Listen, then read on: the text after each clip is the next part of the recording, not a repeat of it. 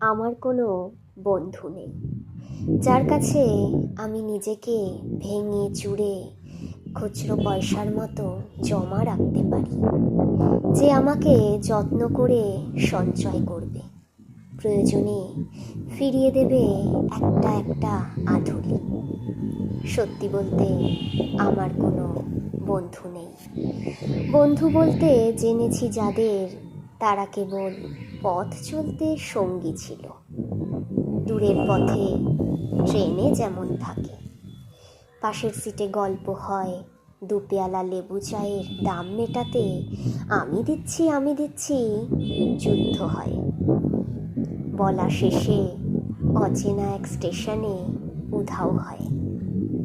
এই যে আমি পথ হাঁটছি, বুকের ভেতর কষ্ট, ক্লেদ, এই যে আমি ক্লান্ত ভীষণ।